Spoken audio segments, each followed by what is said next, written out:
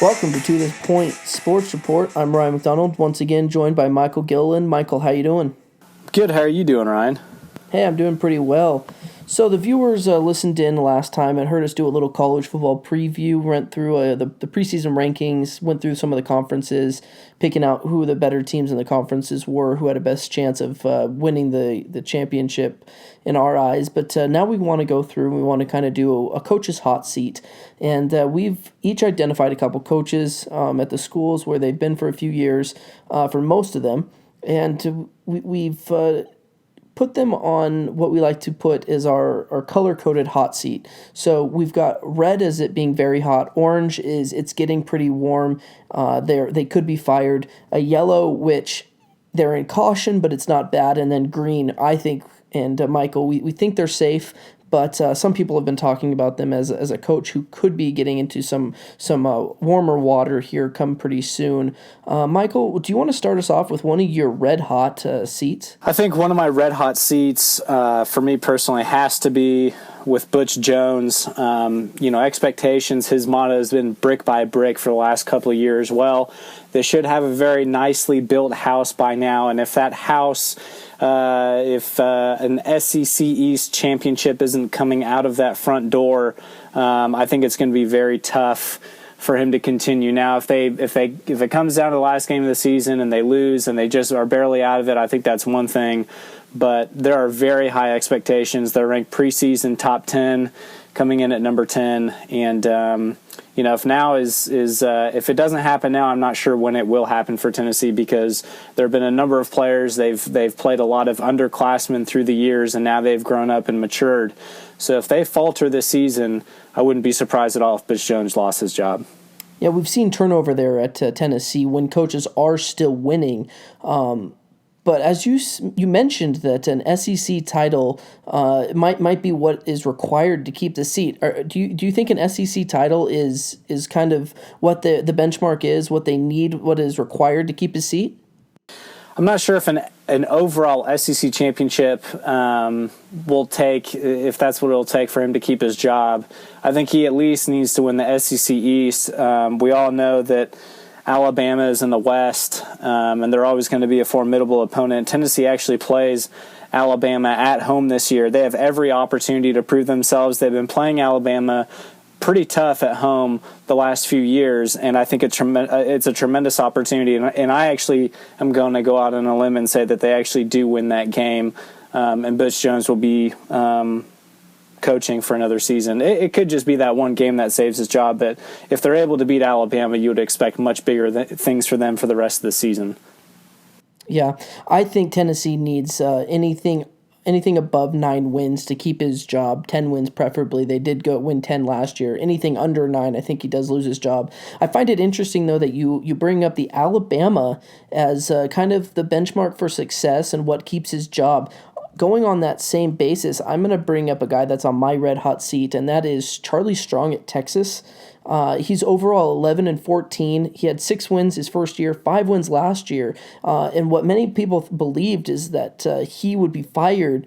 He kept his job simply because he beat Oklahoma, but I don't think he's going to get that special treatment just for beating Oklahoma this year with a 5-win season. They are getting better. They have a solid quarterback, they believe, and just better athletes all around. But I don't think 6 games or 5 games is going to do it. I believe he needs at least 8 wins to show some real growth.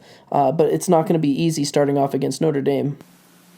Yeah, I really like Charlie Strong quite a bit. That's kind of the shame in all of this. I actually think he's a tremendous coach. It's just Texas, they have high expectations. Mac Brown didn't really leave the cupboard full when he left. So if I'm being honest, to give Charlie Strong a fair shot, I think he should be given next season, or this season and next season. And if it doesn't pan out after next season, then you can get rid of him. But I really do think his players, which are now should be in their second, third years in this program. His team should be better, and if they can beat Oklahoma again, I think that'll be another big step in the right direction. A team that I put on the hot seat and is probably my hottest, and I believe should have been fired last year. There's no reason for this guy to be around still. After 3 seasons, has got 6 wins. It's ridiculous. It's a power conference too. You're not talking about some guy out of a small team, and I'm not going to name any small team just to put a bash on anyone. But Purdue, Darrell Hazel, you're 6-30. You've been given a 4th season. Michael, how many games does he have to win to come back? Well, judging by his previous season success, he probably only has to win 3. Exactly. But I agree with you. Boy, Purdue, they actually used to have a little bit of football tradition. A guy named Drew Brees came from that school. I know that they have to compete in a very tough Big Ten, but they should at the very least be competing with Indiana, and they're not. Yeah, they've been struggling for a while now, and Purdue is a team that I just don't understand why they didn't make the change, why they're still sticking with this guy. Just realize that you made a bad choice. It hasn't panned out. Move on. There's plenty of other good young coaches out there who would love the opportunity to come in and give them a couple of years to turn the program around and prove what can be done still in Purdue. In a school, as you say, kind of like Purdue, Colorado, not one that we were going to mention, but Mike McIntyre out of Colorado, struggled his first couple of years, got better last year. I mean, better still only 4 wins. But looking at Colorado's schedule this year and what they are versus a competition, they only have the chance at maybe 3 wins with Colorado State, Idaho State. Then they've played Michigan, Oregon. Oregon State's a possible. USC, Arizona State, Stanford, UCLA, Arizona, Washington State, and Utah. I'm not seeing where Colorado's going to really improve on that 4 wins last year. So is Colorado a hot seat for you? Absolutely. And, I think it's definitely one of the more underrated jobs. It's in a beautiful place. It's in the Pac-12. I think there'd be a lot of coaches that would be interested in that job. Unfortunately, it's been down over the last few years, and it's unfortunate to see that program fall on hard times. But as with any conference, there are the teams at the very top, and there are your bottom feeders. And in the Pac-12, that's a rough conference, and it's a tough conference to be in right now if you're Colorado, because, like you said, the expectation is probably 2 or 3 wins at the most this year. I don't know how they win a conference game. Yeah, I mean, if you guys were with us in the last podcast when we went through the conference breakdown, we mentioned like 7 or 8 schools that have a possibility of making it to the Pac-12 championship and winning that conference. So it is a very, very top heavy. Actually, I shouldn't say top heavy. It's just a very strong conference with many great programs right now that could all compete and beat each other up. Michael, how about you give us another one of your coaches that's on a hot seat? I'm going to select Dana Holgorsen. It's like a draft. I select. I'm going to select Dana Holgorsen from West Virginia. And the reason why I say that is because I think he had pretty high expectations going in. When they had Geno Smith, they were doing really, really well, very fast offense. But his personality, in my opinion, has really worn on the folks at West Virginia. They went through Rich Rodriguez. Now they're going through Dana Holgorsen. Offensively, he's fantastic. They've struggled a little bit on defense, but in my opinion, it's going to be Holgorsen's attitude that gets him kicked out of Morgantown more than anything. I'm just not sure about him. They did have a nice bowl victory. I stayed up really late to watch them beat Arizona State. But it'll be interesting to see how they fare this year. The Big 12 is getting tougher year by year, but I think West Virginia has and can have some decently high expectations. We'll see what they do with them. Dana Holgorsen's a guy I have in an orange seat. It's not maybe not red hot, but it is. Sure. It has warmed up, and it is pretty warm. 7 wins his first year, dropped down to 4 wins in his second year, 7 wins in his third year, and improved on that last year up to 8 wins. Michael, where do you think is a number that he gets fired at?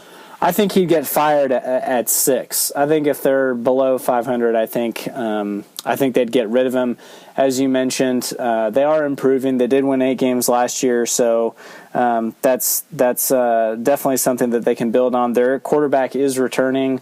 I really liked him. He showed a lot of grit and toughness, but they're really going to need to protect him and keep him healthy for them to have a strong season. And I think that the the Big 12 is going to be down a little bit this year. Not quite as many top-heavy opponents as teams as they had in the previous year or two. So I'm going to go out and say that West Virginia gets back to that 7-8 wins at least, and he'll be safe. So Ryan, we've talked a little bit about coaches who are on the hot seat. I think something that's interesting to bring up is the entire SEC West. There seems to be a lot of head coaches who are probably being killed by Nick Saban, to be honest with you. Anywhere from Arkansas to Louisiana, up and down the coast, you've got coaches in the SEC West that I think are in real jeopardy of losing their jobs, and some of which have had really recent success. Do you have any schools or any coaches in mind in the SEC West that you think are in real jeopardy of losing their job? Well, I think we've got a couple SEC schools still on our list here. SEC West, I will start with Les Miles at LSU.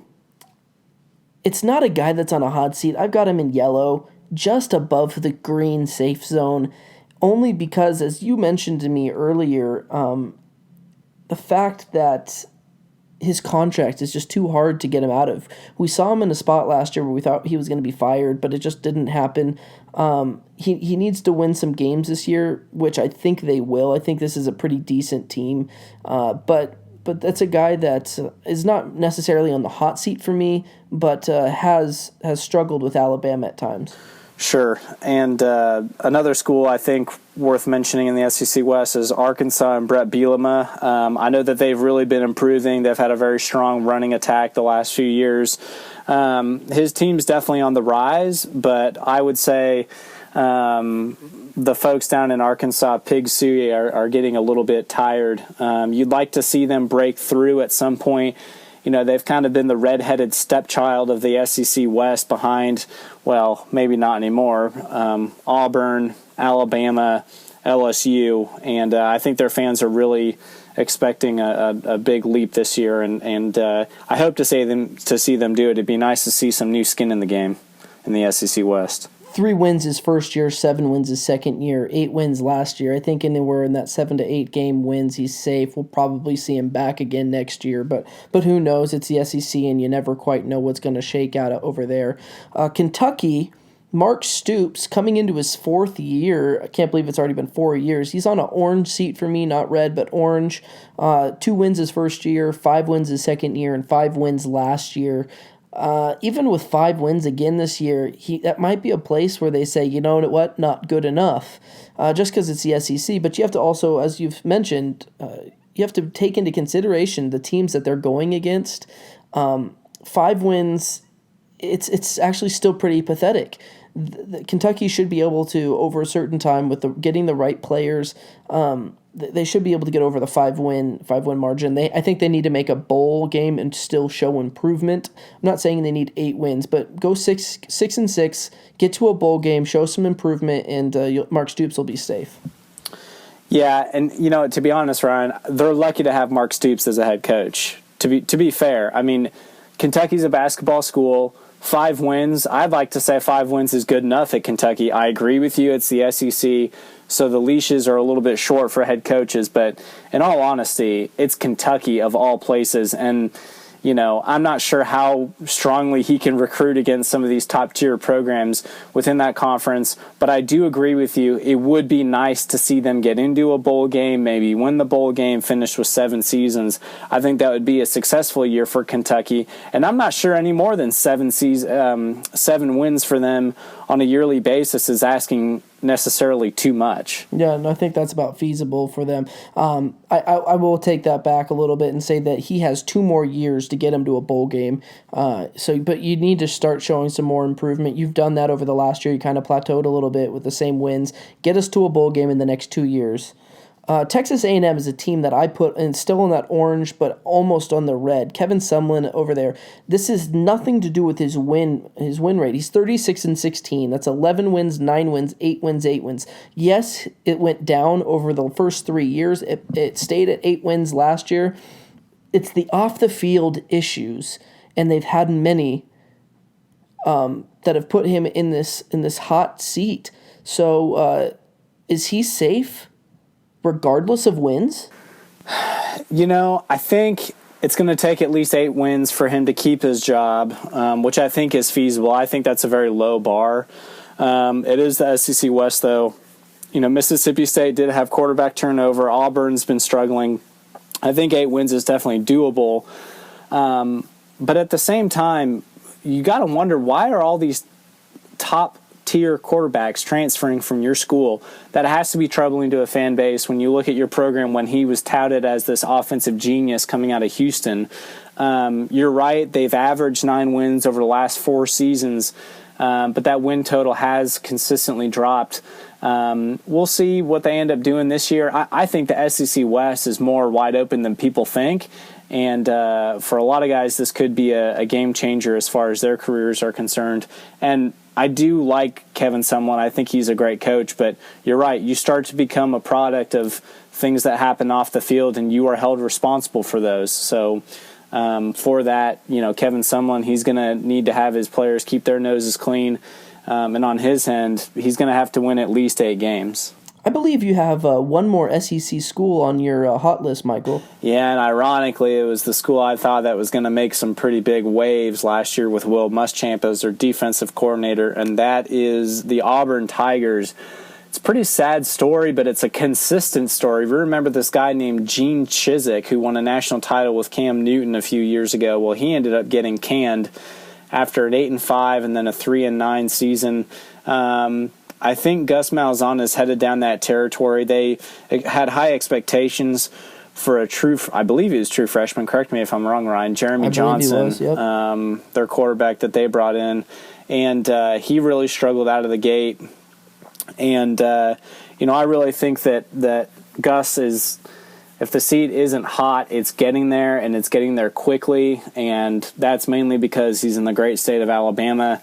And their rivals over in Tuscaloosa have won 4 national championships. So I really think it's going to be difficult for Auburn to overcome, at least within their own state, the fact that Nick Saban is coaching the hated arch rival. But, the SEC West is going to be weaker this year, in my opinion. And if they don't win at least 7 or 8 games, I think he could be fired. Yeah. It's really interesting, though, that he did a lot with other guys' players. First year, 12 wins, lost the national championship. Next year, 8 wins. Last year, 7 wins. It's a decline, and it's a decline that he can't afford. If he doesn't get over 9 wins, I think he's probably canned. Maybe he can stay around at 8, but 7 wins again, he's done. And a big piece of this puzzle is Alabama. They got to figure something out there, but you're right. It is a hot seat. I've got 2 more coaches that are on really hot seats, in my opinion. I'll first start with Wake Forest, Dave Clawson.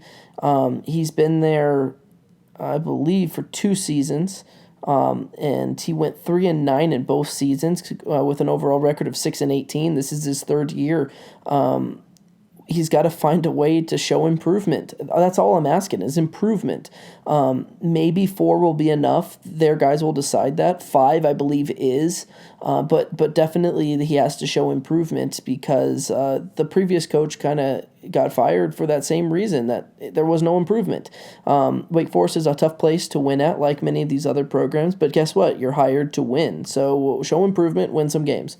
The other coach is over at Baylor. Now, Baylor's going through a lot of turmoil, but it's Jim Grobe. And Jim Grobe is the guy that was at Wake Forest before. He averaged 6 wins in 13 seasons. He averaged 6 wins a year. This is his interview. If he wants the Baylor job, he better find a way to take Baylor to 9 or 10 wins this year with the talent that's there. And he better clean up everything from off the field. If he gets between 3 and 6 wins, he's not going to be the head coach there next year. It's not going to happen. Baylor's too used now to winning, and if this is his interview, if he wants the job, he better find a way to do it the right way and win, because that's what these people care about. Speaking of a tough act to follow, I'm not sure, Ryan, if you have any more coaches on your list, but we have to talk about our own Brian Harsin at Boise State. Coach Pete, he brought a lot of class, a lot of wins. I think he can thank Kellen Moore's left arm for a lot of those. But Brian Harson's struggled the last few years. And by struggle, I don't mean struggle by national standards. I mean struggle by Boise standards. I mean, losing 1 or 2 games a year, unfortunately, isn't going to cut it. And it's not even just 1 or 2 games a year. It's the way that they've lost certain games where they've gotten lots of turnovers. They've gotten blowouts. I'm not as close to that situation as you, Ryan, but in your opinion, do you think Brian Harsin is on the hot seat? Yes and no. So I've got Brian Harsin on a green seat. He's fine. He's safe. He won a Fiesta Bowl, had a down year. We'll see what happens this year. In some aspects, yeah, these people in Boise care too much, they're too used to winning and winning with 10-11 Sure, wins. Sure. 12 wins his first year, 9 wins his last year. What I'm saying is he must win 10 games, especially with the schedule this year. He must win 10 games and no big multiple turnover games. In his 2 years here, he had a 5 turnover game at Air Force, and I think like a 7 turnovers at Utah State last year. That's not acceptable. You've got to clean that up, get your guys mentally stabilized, mentally prepared, and just go play these games, and win. Harsin is in a very interesting spot where I say he's in a green seat. He could not be back next year, but for 2 completely different reasons. If they don't win 8 or 9 games this year, I think he could be canned. But at the same point, if they go undefeated or play in a big bowl game in some of these other coaches we've mentioned, like Charlie Strong at Texas, where Brian Harsin was an offensive coordinator under Mac Brown, Brian Harsin could become the next coach there if they have a very successful year. So, yes, he's in a hot seat, but at the same time, all he has to do is perform very well this year, and he could be gone. Sure. Absolutely agree. Yeah, it's kind of the tough thing about winning games. Your expectations increase. You get a lot more fans that maybe you didn't have before, and a lot more diehards than you had before. And in Boise, it's the only show in town. It's the greatest show on turf in Boise, and there's always going to be high expectations. It's always a very attractive job for a non-Power 5 school. But you're right. I think if he performs to the level that they should perform at, he'll be fine. He'll be fine. Yeah. As you mentioned, following a coach, that had been successful, we should take a look at Chris Peterson over at Washington. He's in a yellow seat, 8 wins his first year, 7 wins last year. Now the team is projected to do pretty well this year. They're ranked fairly highly. They've got a second-year quarterback. They've figured some of these issues out, they think, but Chris Peterson is definitely not safe. They have to improve. As I keep saying, improve, but that's what all these guys have to do. They have to improve, otherwise they're canned. So Chris Peterson is on a hot seat. A couple other coaches that we have here, Mike Riley coming into his second year at Nebraska, didn't ever perform too well at Oregon State, had his years, but a lot of the time it was kind of that middle of the road. Went 6-7 last year, which is not acceptable by Nebraska standards, but at the same time, they lost those 7 games by an average of 4.4 points. They lost 7 games by a combined 31 points. They were right on the cusp of a great season. So he's in a hot seat because he can't have another under 7 wins, 8 wins. But I think he's not in too terribly hot water. James Franklin at Penn State, 2 years, 14-12 overall record, 7-6 in both of those seasons. Must, as I've said many times, must show improvement, continue to go to a bowl game, and then he'll be okay. Todd Graham at Arizona State is kind of fluctuated a little bit, 8 wins, 10 wins, 6 wins. Needs to get back up into that 8 to 10 wins, and I think he's got a little bit of wiggle room because he's got a new quarterback and a little bit of new stuff going on there. And the coach that I put on a hot seat last year is Cliff Kingsbury. He's been at Texas Tech for 3 years, 19-19 overall. I just think he needs a good year, go back to a bowl game, have a winning record, and he should be fine. Yeah, and one point on Todd Graham, he needs to get a different headset because he looks like he's an old member of a boy band. I don't know what the hell he's got going on with his wristbands and his... Yeah, I don't know what's going on there. But, and I completely agree with you. He looks like he's a Britney Spears. And I agree with you on the Cliff Kingsbury. I'm pretty sure, and I can't remember who they recently hired on the defensive side of the ball. But I think if they could find somebody to give them a few stops and a few more possessions, I think they could get a couple more wins at least out of that team. He's a very talented coach, but he does need some help on the defensive side. Yep. I think that he should be safe there. He's not in a really hot seat. I put him in a light yellow seat, so fairly close to safe, but just, have a winning season, go back to a bowl game. He should be okay. You've got two guys left on your board. Both are actually in the Pac-12, one of which I have in a green seat, and you said you wanted to throw him in there just to kind of mix it up. And another one who's in a yellow seat, so kind of this second tier to safeness, but 2 tiers away from being in the red hot. So do you want to go through the first one that was in a green seat? Yeah, so I think Jim Mora Jr., surprisingly, I think is the seat's getting a little warmer. And it's crazy about some of these coaches that we come up with. It's more of the sake of the nature of college football.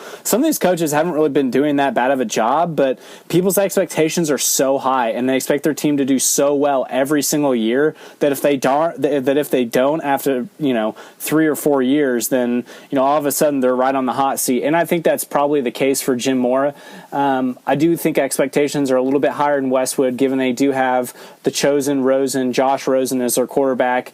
They have produced some NFL talent, and so that they have the players to compete at a high level. It will be interesting to see how they do in their crosstown game against USC.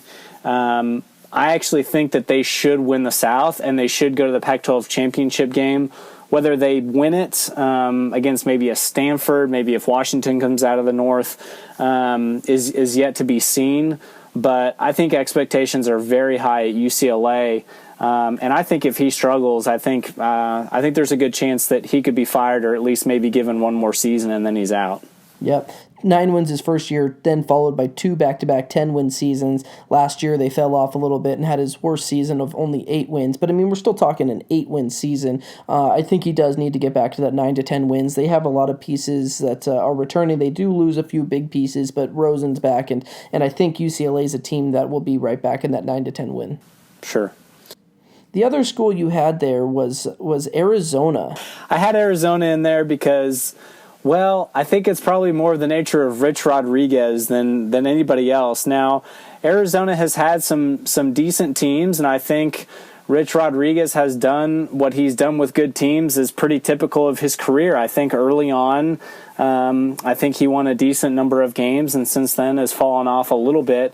The talent's definitely there, but I just think Rich Rodriguez wears people out, and I'm not sure how long he'll be able to stand, or the administration, rather, will be able to stand him. That's really where I'm coming from with that. And in general, I feel like they have underachieved the last couple of years.